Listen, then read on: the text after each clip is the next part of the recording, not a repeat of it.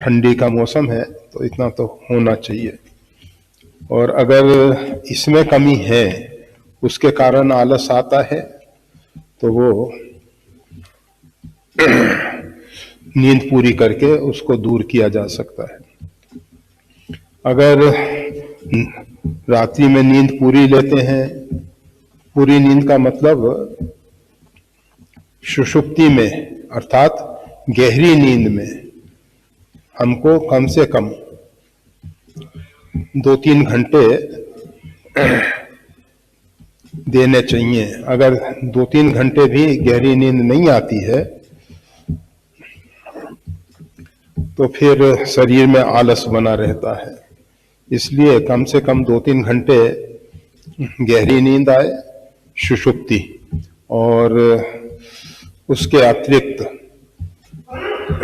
स्वप्न, उसमें भी थोड़ा आराम तो मिलता है, पूरा आराम तो नहीं मिलता है, परंतु थोड़ा आराम मिल जाता है। और अगर नींद पूरी ले लेने के बाद भी आलस आ रहा है तो उसके पीछे 2-3 कारण हो सकते हैं। भजन साधन में परमात्मा में जितनी रुचि होनी चाहिए, जितना आकर्षण होना चाहिए, जितना हम परमात्मा के महत्व को समझेंगे, आप देखते हैं बहुत से लोग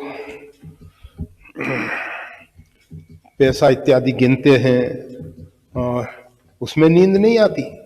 क्यों नहीं आती? क्योंकि उसके प्रति महत्व बुद्धि है कि पैसा महत्वपूर्ण है, उसका चिंतन, उसके जो भी कार्य होता है तो उसमें नींद है, जबकि वो हमारी ना समझी है। वास्तविक में धन का महत्व जैसा हम समझते हैं वैसा है नहीं। हमने पहले भी बताया, अनेकों स्थान पे कल कारखाने चल रहे हैं, बच्चे विदेशों में धन उपार्जन कर रहे हैं, बहुत धन है, बहुत धन है, और मरने के समय कोई काम नहीं आता, कोई काम नहीं आता। दूसरा व्यक्ति जाके अंत्येष्टि करता है, दूसरा व्यक्ति उनके ये तर्पण करता है, और दूसरा व्यक्ति उनके बाद में कि भाई उनके निमित्त इतना मैं दान करता हूँ। तो सोच लेना चाहिए, इतना धन के मालिक होने पर भी, वैसे मालिक तो कौन होता है किसका, परंतु फिर भी लोगों के अंदर जो भ्रम है, वो सोचते हैं कि धन से हम जो चाहें वो कर सकते हैं। और कभी कभी ऐसा होता है, योग ऐसा बन जाता है कि धन के द्वारा बहुत से कार्य सिद्ध हो जाते हैं। वो योग है, ना कि वास्तविकता है। और अगर धन जो है शुद्ध सात्विक है, अर्थात जितना हम अर्थोपार्जन करके बिना किसी धोखे के अपने परिश्रम के द्वारा, चाहे मन का परिश्रम हो, बुद्धि का परिश्रम हो, शारीरिक परिश्रम हो, किसी भी प्रकार से, और उसमें से दशांश दे देते हैं, तो मतलब 16% इस प्रकार से निकाल दिया जाता है। तो उसके बाद जो धन बचता है वो शुद्ध कमाई कही जाती है। तो इस प्रकार से अगर शुद्ध कमाई है तो उससे सुख शांति मिल सकता है। धनात् धर्म, धन से धर्म, और धर्म से सुख, इस प्रकार से हो सकता है। परंतु जो अनीति पूर्वक धन आया है उससे तो किसी भी स्थिति में सुख शांति मिलेगी, भूल कर भी नहीं सोचना चाहिए, हमको भी नहीं मिलेगी, और हमारी जो संतति है, हमारे जो आगे आने वाले बच्चे इत्यादि हैं, उनकी बुद्धि पहले ही खराब हो जाएगी और वो उस धन का करेंगे, बर्बाद करेंगे। वैसे चोर राजभय, मतलब राजा के द्वारा किसी भी प्रकार से छापे मार के और किस प्रकार से ले लिया जाए, कहीं ना कहीं निकल जाना है, वो रहना नहीं है। परंतु इनसे भी बच गया तो बच्चों की बुद्धि खराब करेगा, और वो तो मतलब सद्बुद्धि तो उसको मिलने वाली नहीं है। बच्चों में दुर्व्यसन होंगे, स्वयं में दुर्व्यसन होंगे, कहीं ना कहीं किसी ना किसी प्रकार से बर्बाद कर सकते। तो धन की बात तो जाने दो, इनकी बात जो है, आजकल आलस आ रहा है, नींद आ रही है, तो हम परमात्मा के महत्व को, गौरव को नहीं समझते हैं। हम हमेशा कहा करते हैं, अगर नियम करने से पूर्व भक्तमाल का थोड़ा स्वाध्याय कर लिया जाए, भक्तमाल में कुछ भक्तों का चरित्र पढ़ लिया जाए, तो हो सकता है अगर हम उसको समझ के पढ़ेंगे और हमारे मन बुद्धि उसमें लगेंगे, तो फिर थोड़ा भगवान के भजन में रस मिलेगा। नियम करने में सबसे पहले राम रक्षा स्तोत्र और राम स्तवराज का पाठ किया जाता है। तो स्तवराज का जो पाठ है उसमें समझाने की कोशिश की गई है, और परमात्मा श्री राम जो हैं सर्व रूप में परमात्मा ही खेल खेल रहे हैं, वही रुद्र हैं, वही सभी देवी देवताओं के रूप में सब में वही रम रहे हैं परमात्मा श्री राम। तो इस प्रकार से वो कुछ महत्व समझ में आ जाता है, तो फिर उसके बाद उसमें मन लगेगा। मतलब भक्तमाल का चरित्र, राम रक्षा का पाठ और राम स्तवराज। ये मत पूछना कि आप ऐसा करते हो क्या, हम भक्तमाल नहीं पढ़ते नहीं। वैसे भी हमारे साथ समस्या क्या है, जितना समय सवेरे का नियम में देना है वो समय बहुत कम पड़ता है हमको, और इधर उधर से कुछ उसमें जोड़ नहीं पाते हैं। बहुत कोशिश करके जल्दी निकल, तो ये भी एक धोखा ही है कि समय का अभाव बता के ऐसी दलीलें दे के, पर अगर ऐसा करते हैं तो अच्छी बात है, भक्तमाल का चरित्र इत्यादि। हाँ, अगर ये प्रश्न करने वाले ने लिखा है ना, आलस आ रहा है, नींद आ जाती है, तो उनके लिए कहा जा रहा है विशेषकर। और वैसे अगर सब करते हैं अच्छी बात है, करना चाहिए, करने जैसा है। भगवान के और भगवान के भक्तों के, ये भक्त और भगवान दोनों एक दूसरे के साथ जुड़े हुए हैं। भक्तों के चरित्र में भगवान का चरित्र छिपा रहता है, भगवान के चरित्र में भक्तों का। श्री हनुमान जी का, श्री भरतलाल जी का, लक्ष्मण जी का, और वैसे तो महाराज दशरथ भी, भले ही उनको राम जी को अपने पुत्र के रूप में देखते हैं, परंतु परमात्मा के प्रति उनका वास्तविक सच्चा प्रेम है। और बंदौ अवध भुआल सत्य प्रेम जय राम पद। और भगवान ने अपना स्वरूप का बोध करा के उनको परा प्रेमा भक्ति भी प्रदान की है। वैसे चरित्र में, रामचरित्र में आप सबने पढ़ा होगा कि भगवान के चरणों का ध्यान करते हुए महाराज दशरथ नींद लेते हैं। तो भवन में जाते हैं भगवान के चरणों का स्मरण करते हुए और नींद लेते हैं। तो इस प्रकार से भक्तों का चरित्र भगवान के चरित्र से अलग नहीं किया जा सकता। इसी प्रकार से भक्तों के चरित्र में भी भगवान की लीलाएं प्रत्यक्ष दिखाई देती हैं। तो भक्तों का चरित्र अथवा भगवान का चरित्र पहले थोड़ा स्वाध्याय कर लिया जाए, फिर नियम करें तो उसमें रुचि होगी, और जिसमें रुचि होती है उसमें फिर आलस प्रमाद नहीं आता है। जिसमें रुचि नहीं होती है उसमें तो आलस प्रमाद आना है ही, आना है ही। तो फिर इसके बाद पेट में भी आलस प्रमाद आता है, वो तमोगुण को बढ़ाने वाले हैं। तो उसके लिए रात्रि का भोजन, और वैसे तो सभी के लिए है नियम, सूर्यास्त से पहले कर लेना चाहिए, और अगर थोड़ा विलम्ब होता है तो प्रथम प्रहर में तो कर ही लेना चाहिए।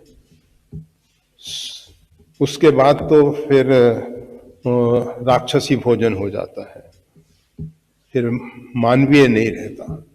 और ये आप सबको मालूम है, सूर्य की किरणें जो हैं हमारे पाचन संस्थान में, पाचन में सहयोगी में मंद हो जाती है।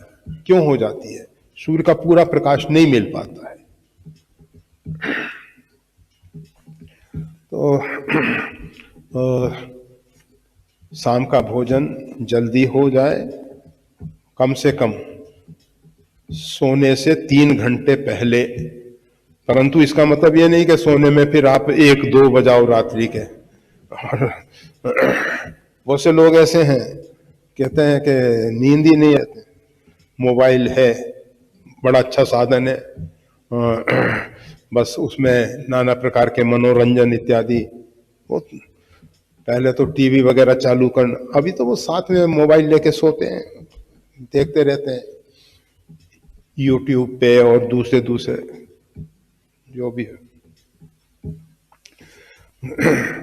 तो ये सब रात्रि में समय पे विश्राम हो, पूरी नींद ली जाए, आहार इत्यादि शुद्ध सात्विक हो। तमोगुनी आहार से भी नींद ज्यादा आती है, पित्त बढ़ने से भी नींद ज्यादा आती है, आलस इत्यादि उत्पन्न होते हैं।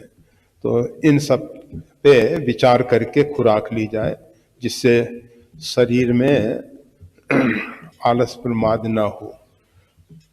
अगर हम तमोगुनी आहार लेंगे तो उसका मन बुद्धि पे वैसा असर होगा और आलस आ जाता है। तो ये वैसे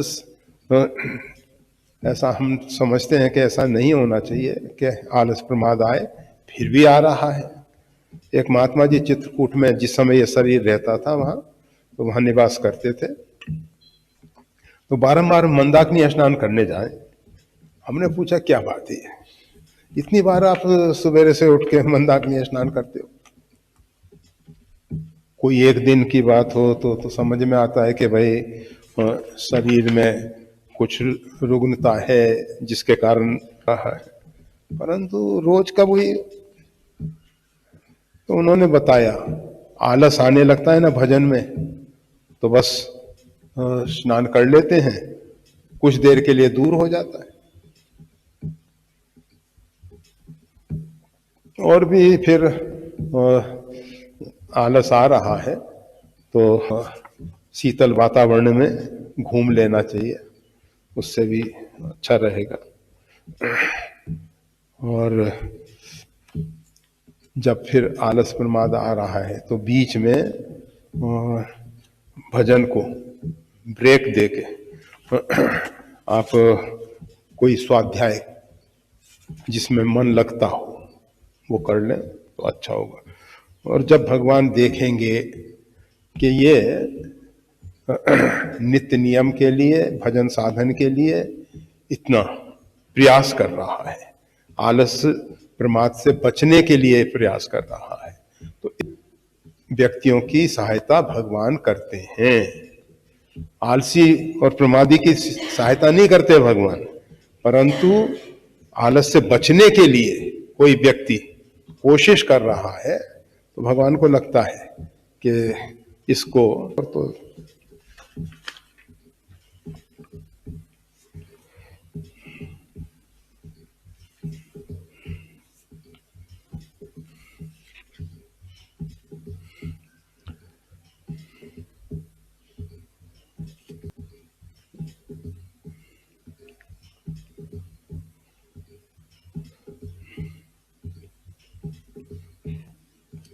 संजय उवाच एवं मुक्त्वा अर्जुनः संख्ये रथोपस्थ उपविशत्।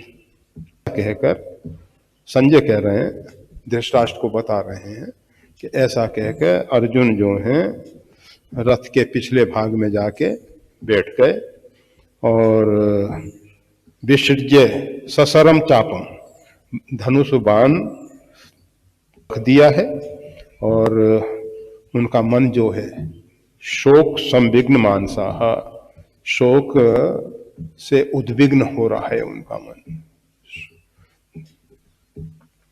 वास्तविकता क्या है, अर्जुन को किसी प्रकार का शोक ये जो कहा जा रहा है ये केवल उसका दिखावा है। वास्तविक में वो स्वजन को मार के दुखी नहीं हो रहा था। उसको स्वजनों की आवश्यकता क्यों है, पहले भी कल भी कहा गया था कि अकेले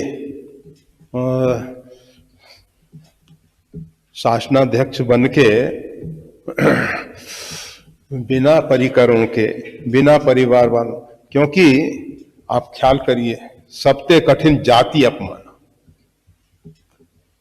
अपने जो जाति भाई हैं, अपना जो समाज है, उसमें अगर अपरिचित हैं, वहां हमारा अपमान भी हो जाए ना तो कोई परेशानी नहीं होगी। परंतु जहां परिचित हैं सब, वहां अगर अपमानित होते हैं तो सहन नहीं होता। सब परिजनों के बीच में बैठ के हमारा वर्चस्व बना रहे कि अर्जुन ने ऐसा कमाल किया, ऐसा कमाल किया। अब उसके सामने समस्या तो है ही। ये भीष्म और द्रोण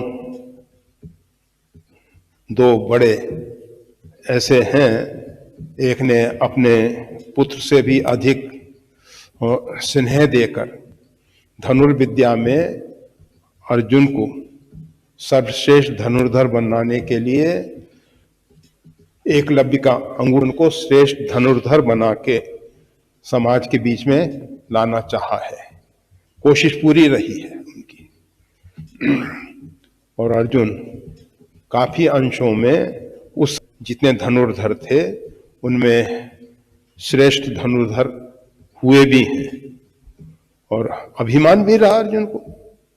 वो आप सबको बताया गया था एक बार,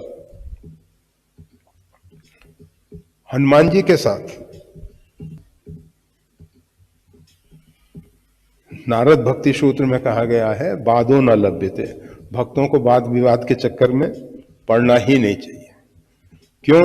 क्योंकि हम अपने पक्ष को सही बताने के लिए अनेक प्रकार की दलीलें देने लग जाते हैं। नहीं, हम सही हैं, भले हम गलत हैं, पर इस प्रकार की दलीलें, तो ऐसा वाद विवाद नहीं ठीक है। आज के लिए वास्तविकता का निरूपण करने के लिए शास्त्रार्थ इत्यादि होते थे। ये नहीं था कि हम श्रेष्ठ हैं, हमारा वर्चस्व बने, हम विशेष पूजनीय हों।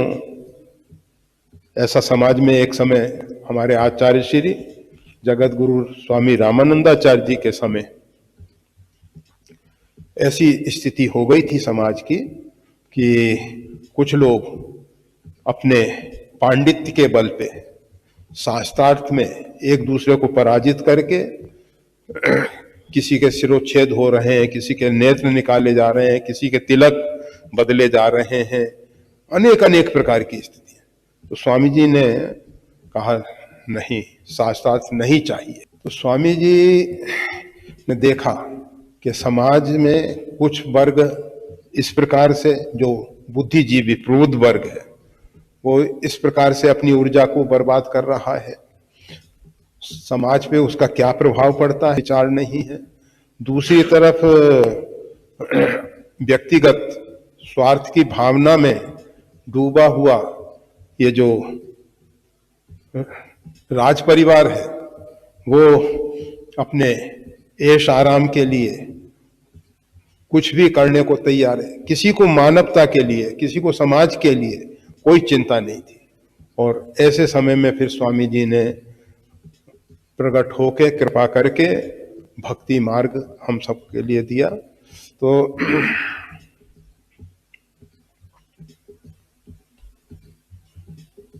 क्या कह रहे थे हमने, क्या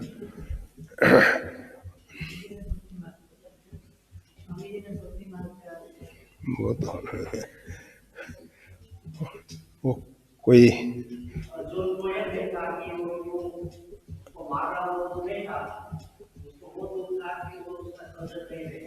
हाँ, अर्जुन जो है के लिए आया था, परंतु भीष्म और द्रोण इत्यादि को देख के और उसके मन में लगा कि ये सब के रहते हुए मैं इनके साथ ना तो ढंग से युद्ध कर और वैसे भी ये सब मेरे से श्रेष्ठ हैं ही, आयु में भी और विद्या में भी सब प्रकार से योग्य हैं। ऐसा अर्जुन अपने आप में सोच रहा है। अब वो जो पाप इत्यादि लगेगा हमको, ये लोग बड़े नासमझ हैं, परंतु नासमझों के साथ हम, मतलब वो अपने आप को बुद्धिमान समझ रहा है, हम बुद्धिमान होके इनके साथ वैसा ही बर्ताव करने लग जाए क्या? ये तो समझदारी नहीं है। अर्जुन चाहता है कि भगवान श्री कृष्ण कोई ऐसा रास्ता निकाल दें जिससे उसको कह दें कि नहीं नहीं युद्ध कर और इसमें तुम निर्दोष हो, और आप देखेंगे अहम तम सर पापेभ्यो मोक्षिष्यामि मा शुच। अंतिम में भगवान को कहना पड़ा मैं तेरे को सब पापों से रहित कर दूंगा, तू शोक मत कर, क्योंकि उसको भय था कि मेरे को पाप लगेगा, ये करेंगे तो ऐसा करेंगे तो ऐसा करेंगे, तो वो उससे बचना चाह रहा है। उसकी अंदर की मानसिकता ऐसी नहीं है कि युद्ध नहीं होना चाहिए। अगर ऐसी उसकी मानसिकता अंदर से होती तो वो युद्ध क्षेत्र में जाता ही क्यों? पहले क्यों नहीं सन्यासी हो गया था? वहां जाके दो, उससे पूर्व तो कुछ नहीं था, तैयार था बिल्कुल। तो अर्जुन हम सब का प्रतिनिधित्व करते हुए कि हम सब लोगों की मानसिकता किस प्रकार की है, हम जहां देखते हैं कि इस कार्य में हम सफल नहीं हो पाएंगे और ऐसा करना हमारे लिए अनुचित है, और फिर भी हमको करना पड़ रहा है, तो हम किसी व्यक्ति को ऐसा लाते हैं बीच में कि वो कह दे कि भाई अमुक के कहने से, और वो भी मतलब एक ऐसा व्यक्ति हो सर्वमान्य, मतलब पूरा समाज उसके महत्व को, उसको सम्मान देता हो, उसकी बातों को सम्मान देता हो, वो व्यक्ति अपने आप में, तो देखा कि कोई चिंता की बात नहीं है। परंतु भगवान अगर इसका समर्थन नहीं करते हैं, और भगवान श्री कृष्ण चाहते हैं, ये बात जरूर है कि अर्जुन जो है बहुत अधिक विचारवान है, बहुत अधिक विचार करता है। दुर्योधन इत्यादि विचारहीन है, विचार नहीं करने वाले हैं, और भगवान श्री कृष्ण चाहते हैं कि अर्जुन को विचार शून्य स्थिति में ले जाया जाए। विचार सुनहु तात माया के गुण और दोष अनेक, गुणीय उभय न देखई सो अविवेक। गीता में भगवान श्री कृष्ण उसको कहेंगे शुभाशुभ परित्यागी, दोनों का त्याग कर दे तू, शुभ और अशुभ दोनों से ऊपर उठ जा तू। तो भगवान श्री कृष्ण अर्जुन को उस कक्षा में ले जाना चाहते हैं। अर्जुन बहुत अधिक विचार करके ऐसी स्थिति में पहुंच चुका कि पिछले भाग में जाके बैठ गया है, और धनुष बाण उसने एक तरफ रख दिया है। और जैसा आप सबने सुना है, उसकी त्वचा जल रही है, मुख सूख रहा है और शरीर में रोमांच हो रहा है। ऐसी स्थिति में अर्जुन, उसकी मानसिकता, वो किम कर्तव्य विमूढ़ हो चुका है, बड़ी दुविधा में फंसा हुआ है, क्या करें क्या ना करें। अगर यहां से छोड़ के भाग जाते हैं तो अपजश भी होगा कि देखो पहले तो युद्ध के लिए आके खड़े हो गए थे। अब वो चाहता है कि हमारी छवि भी सही रह जाए, हमको पाप भी ना लगे, और या तो कोई ऐसा रास्ता निकल आए कि बिना युद्ध के काम बन जाता हो। काम तो चाहता है वो, ऐसा नहीं चाहते, राज इत्यादि की कोई इच्छा नहीं है, परंतु वो उसका कहना उसी प्रकार से है जैसे एक व्यक्ति कहे कि हम तो ये राजाओं के मुकुट, करोड़ों की संपत्ति इत्यादि सबको ठोकर मार के ये बीतरागी जीवन जी रहे हैं, साधु बन गए हैं। वो इसमें क्या रखा है? अंदर से तो इच्छा थी, और अवसर पाने पे देख लो फिर वो उनका उपभोग करने लग जाते हैं।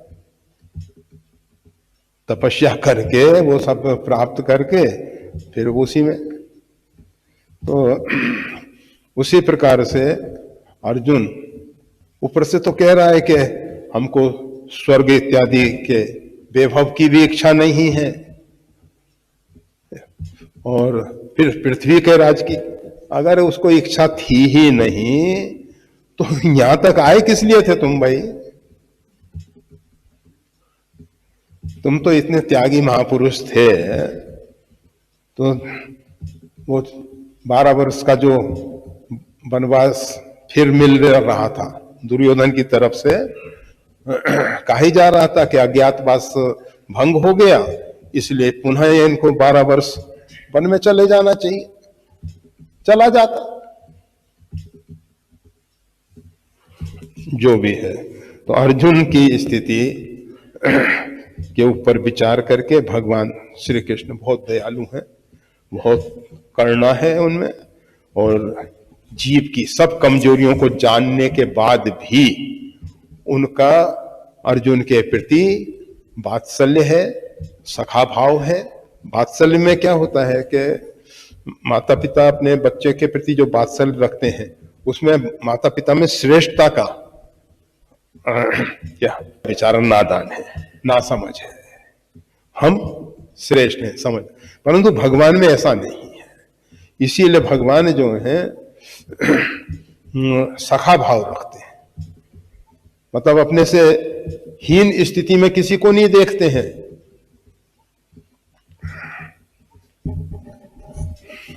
अथ द्वितीय अध्याय।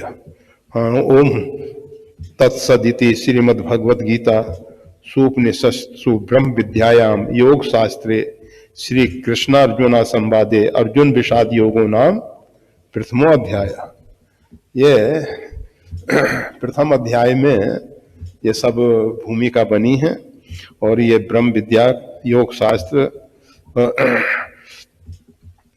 में जो श्री कृष्ण अर्जुन संवाद है, विषाद योग। वाल्मीकि रामायण का प्रारंभ, उन्होंने देखा एक निषाद ने, एक शिकारी ने, वहां संस्कृत में निषाद ही शब्द आया, मां निषाद वाल्मीकि रामायण में। तो एक क्रौंच पक्षी जो है, जुगल क्रौंच पक्षी क्रीड़ा कर रहे थे, और उसमें नर पक्षी को उस निषाद ने अपने बाण से आहत कर दिया, मार दिया। और वो जो क्रौंची है, मतलब मादा क्रौंच, वो बहुत व्याकुल हो गई और उससे इनके हृदय को, वाल्मीकि जी के हृदय को बहुत, तो तेरे को कभी भी ऐसी स्थिति में तूने नर पक्षी को मार दिया, इसलिए तेरे को जीवन में कभी भी शांति नहीं मिलेगी, नहीं मिलेगी। फिर उनको विचार हुआ कि देखो संसार में कौन क्या कर रहा है, हमको किसी में दोष देखने का क्या अधिकार है, और दोष देखे थे तो अपने जीवन में वो दोष ना आए वहां तक तो ठीक है, परंतु हम श्राप दे देते हैं।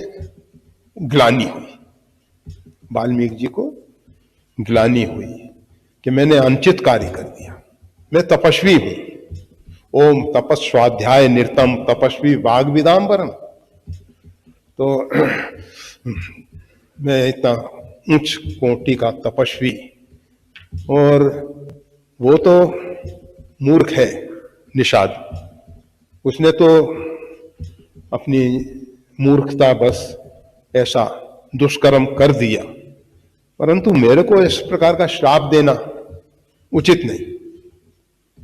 करेगा सो भरेगा, तू क्यों हो तो दास, जो कर रहा है वो अपने कर्म का फल भोगेगा।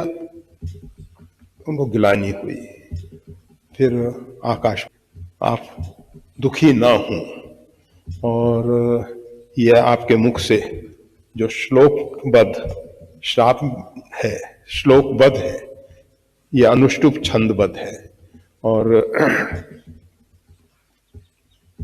इसको सस्वर गाया जा सकता है। और ऐसा इसी वाल्मीकि रामायण में अधिकांश अनुष्टुप छंद है। अनुष्टुप छंद सबसे अधिक, दूसरे नंबर पे 2 है, फिर श्लोक और छंद है, सब कुछ है, परंतु चौपाई सबसे ज्यादा है। इसी प्रकार से वाल्मीकि रामायण में सबसे अधिक अनुष्टुप छंद है। तो उसके बाद महाकाव्य, इसी प्रकार से अर्जुन को विषाद हुआ, और इसके बाद जो भगवान श्री कृष्ण के मुखारविंद से गीतामृत, गीता का अमृत प्रभावित होता है। अथ द्वितीय अध्याय, ये दूसरा अध्याय है। संजय उवाच, संजय कहता है, तम तथा कृपयाविष्टम मश्रुपूर्ण कुलेक्षणम विषीदंत मिदम वाक्य मुवाच मधुसूदन। संजय बोले, उस प्रकार से करुणा से व्याप्त तथा व्याकुल नेत्रों वाले शोकयुक्त अर्जुन के प्रति भगवान मधुसूदन ने यह वचन कहा। क्या कहा? श्री भगवान उवाच, कुतस्त्वाम कस्मलमिदम विस्मय समुपस्थितम अनार्य जुष्ट मस्वर्ग्यम मकीर्ति कर्म अर्जुन। हे अर्जुन, तू इस समय असमय में, इस समय इस प्रकार का विषाद करने का समय नहीं है। ये सब जो इतनी बातें तू कह रहा है, तूने कही हैं, वो पहले सोचने की थी। अब युद्ध क्षेत्र में आके खड़े हो गए हो और इस समय तुम ये सब बातें कर रहे हो। ठीक है, ये कौन करता है? अनार्य जुष्ट मस्वर्ग मकीर्ति अर्जुन। ये जो है तेरे द्वारा जो इस समय इस प्रकार से कार्य हो रहा है, ये ना तो स्वर्ग को देने वाला है, ना तेरी कीर्ति का विस्तार करने वाला है, और ये जो है अनार्यों के द्वारा। आर्य कहते हैं जो वैदिक कर्मकांड को स्वीकार करके, वैदिक ज्ञान को स्वीकार करके, वेद में बताए हुए मार्ग से जीवन जीते हैं, उनको आर्य कहते हैं। और जो वेदों का तिरस्कार करके, उपेक्षित करके, वेद मार्ग को छोड़ के स्वेच्छाचारी जीवन जीते हैं, वो अनार्य है। तो ये अनार्यों के द्वारा, ऐसा आचरण श्रेष्ठ महापुरुषों के द्वारा नहीं किया गया है जो तू अभी कर रहा है। इस प्रकार से धनुष्मान रख के बैठ गया है, ये समझदारी का काम नहीं है। और जो कुछ तुमने कहा है वो सब अच्छा नहीं है। अब भगवान जरा कठोर शब्द का कवैल्यव्यम मां इष्म गमः पार्थ नेतत्व युपपद्यते क्षुद्रम हृदय दौर्बल्यम त्यक्तो उत्तिष्ठ परंतप। ये तू क्लेब्य मतलब नपुंसकता को मत प्राप्त हो। तू नपुंसक जैसे, सीधी भाषा में कहें जिसको आजकल के लोग वो क्या कहते हैं, किन्नर, किन्नर, हाँ आजकल के लोग उसको किन्नर कहते हैं। वैसे किन्नर देवताओं की एक उपजाति है, परंतु सीधा शब्द हिजड़े। तो तू उस प्रकार की स्थिति में आ रहा है, मत जा तू, ऐसा तेरे लिए उचित नहीं है। अपनी हृदय की दुर्बलता को छोड़ दे तू और युद्ध के लिए खड़ा हो जा, युद्ध के लिए खड़ा हो जा। ऐसा भगवान बताना चाहते हैं कि इस प्रकार की जो तू बातें कर रहा है, इस प्रकार की बातें नपुंसक लोग करते हैं जिनमें पुरुषार्थ करने की क्षमता नहीं है, जो पुरुषार्थहीन व्यक्ति है, जिनमें उस प्रकार की क्षमता ही नहीं है, योग्यता ही नहीं है, वो इस प्रकार की बातें करते हैं। इसलिए तू ऐसा नहीं कह, तेरे लिए ये सब बल्यम और क्षुद्रम, ये जो तेरा छोटा हृदय, क्षुद्र हृदय वाली बातें कर रहा है, छोटे हृदय वाले लोग इस प्रकार की बातें करते हैं। इन सब का त्याग, त्यक्त्वो उत्तिष्ठ परंतप, इन सब का त्याग करके हे परंतप, तू नपुंसक है नहीं, तू तो परंतप है, तू तो एक श्रेष्ठ पुरुष है, श्रेष्ठ परिवार में जन्म लिया है, तू श्रेष्ठ है, सब प्रकार से श्रेष्ठ है, परंतु पता नहीं तेरे को ये इस प्रकार की दुर्बुद्धि। जब भगवान ने उससे कहा कि उठ के खड़ा हो जा युद्ध के लिए, अब अर्जुन क्या कहता है, अर्जुन उवाच कथम भीष्महम संख्ये द्रोणम च मधुसूदन इषुभि प्रीति योत्स्यामि पूजार हाबरी सूदन। हे मधुसूदन, रणभूमि में किस प्रकार से ये भीष्म और द्रोण के साथ युद्ध करूंगा, दूसरों के साथ तो कर भी लूंगा मैं, परंतु इसके जो सेनाध्यक्ष हैं भीष्म हैं और दुर्योधन, सबसे पहले द्रोणाचार्य को उत्तेजित किया है, तो ये सब दोनों महापुरुष मेरे सामने खड़े हुए, इनके साथ में कैसे युद्ध करूंगा। गुरून् हत्वा ही महानुभावा यो क्षेयम भोक्तुम भेक्षमपि ही लोके हत्वार्थ कामस्तु गुरु निहे भुंजीये भोगान रुधिर प्रदिग्धान। ये सब महानुभाव, ये जितने गुरुजन लोग हैं हमारे, श्रेष्ठ जन हैं हमारे, इनको ना मारकर अगर मेरे को भेक्षमपि मतलब भिक्षा का अन्न भी पाना पड़े लोके, तो मैं उसको श्रेष्ठ समझता हूं, उसको मैं श्रेष्ठ समझता हूं। परंतु इन महानुभावों को, इन गुरुजनों को मारकर रुधिर में सने हुए भोगों को नहीं भोगना चाहता हूं। गुरुजनों को मारकर किसके लिए मार रहे हैं, भूमि और भोग के लिए। राज है अर्जुन की दलील है। और भी कहता है न चेतद विद्म कतरन्नो गर्यो यद्वा जयम यदि वा न जयेहु यानेन हत्वा न जिजीष विषाम अस्ते अवस्थिता प्रमुखे धार्त राष्ट्राः।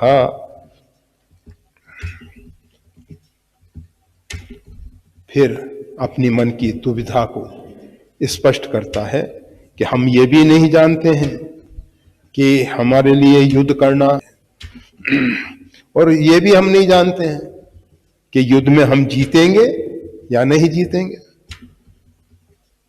हमें तो कुछ मालूम ही नहीं है कि हमको युद्ध करना चाहिए या नहीं करना चाहिए, फिर युद्ध में होगी या नहीं होगी। और इन सब को यानेन हत्वा, इनको मारकर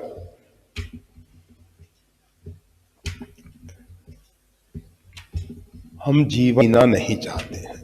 इन किनको? गुरुजनों को मार के, इन गुरुजनों को मार के हम जीवन जीना नहीं चाहते हैं।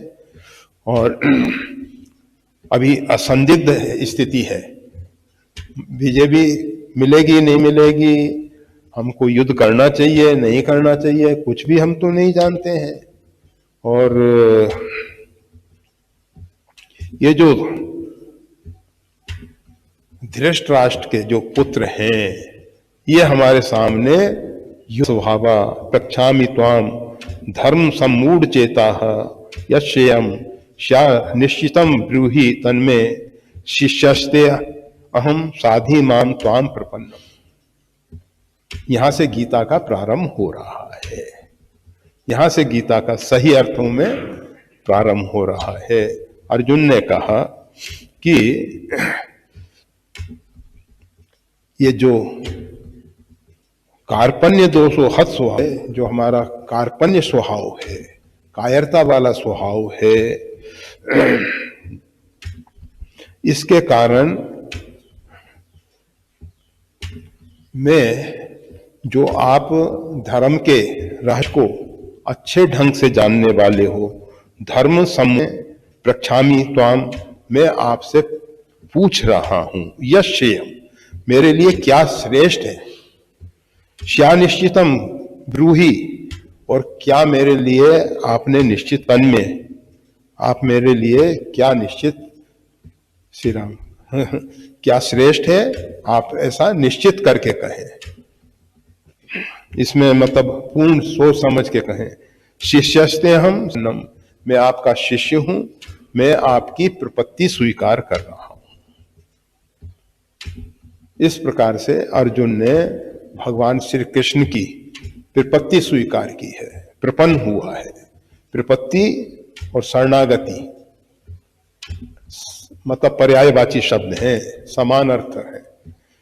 मैं आपका आश्रय लेता हूं, मैं आपके प्रपत्ति।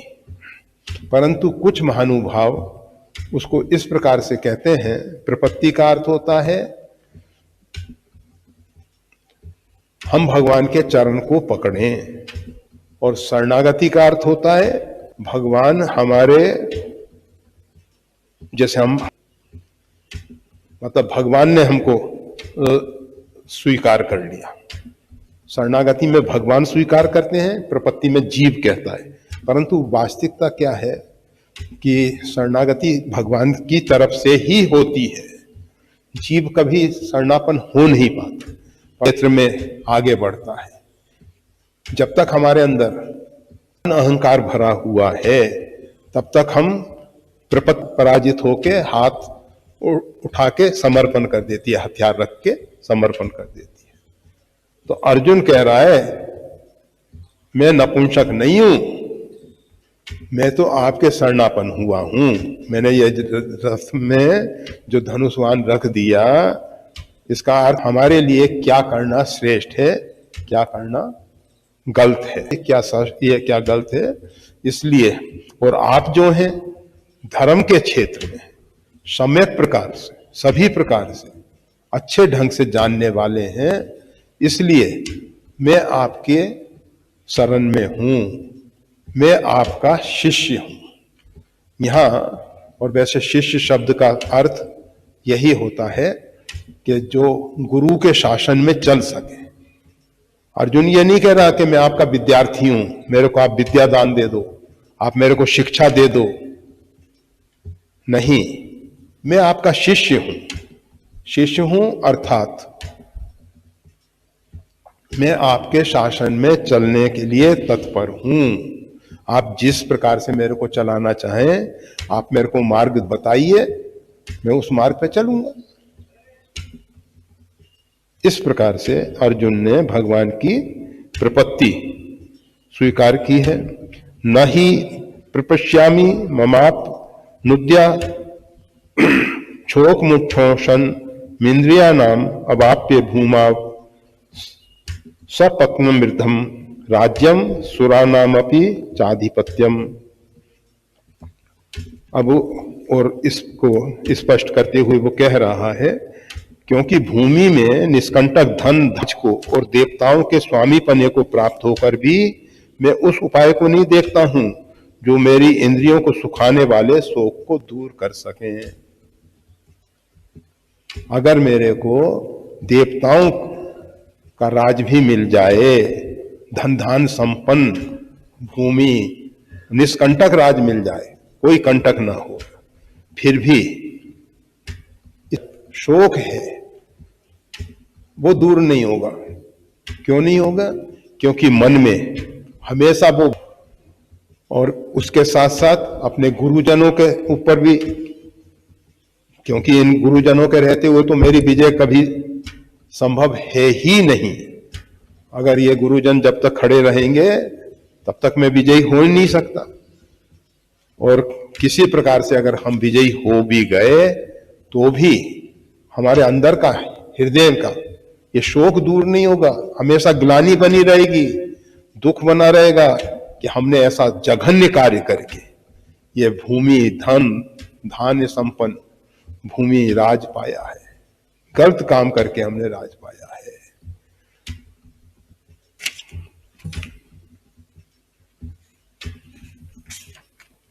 के बाद आ रहा है संजय उवाच। फिर संजय कहेगा कि अर्जुन ने क्या किया, और फिर उसके बाद भगवान श्री कृष्ण समय के हिसाब से फिर इस पर चर्चा की जाएगी। अर्जुन ने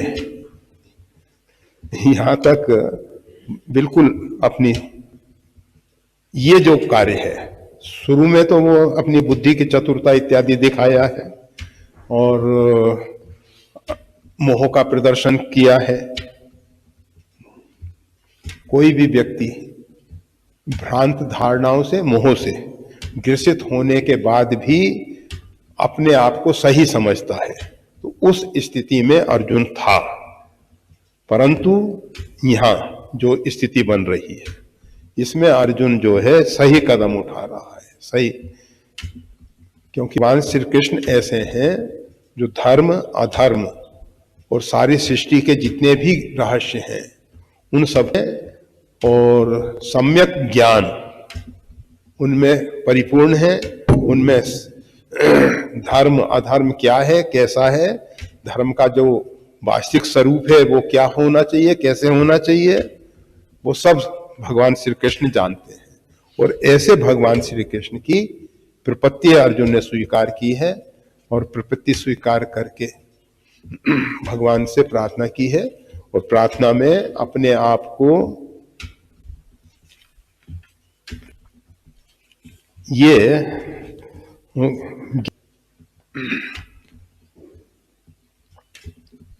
जो वास्तविक ज्ञान है, जिसको संत महापुरुष, परमात्मा और हमारे जो शास्त्र हैं ज्ञान कहते हैं, एक ज्ञानम बंध, ज्ञान जो है बंधन का कारण ले हो रहे हैं।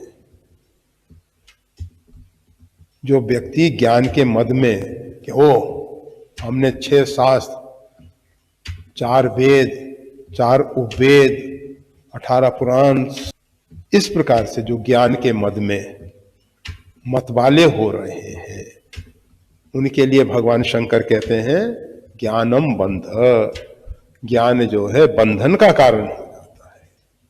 श्रीमद् भागवत गीता के द्वारा करेंगे, ज्ञान है, परम ज्ञान है, परम विज्ञान है, जो भी उसके लिए आप कहें वह भगवान श्री कृष्ण कहेंगे।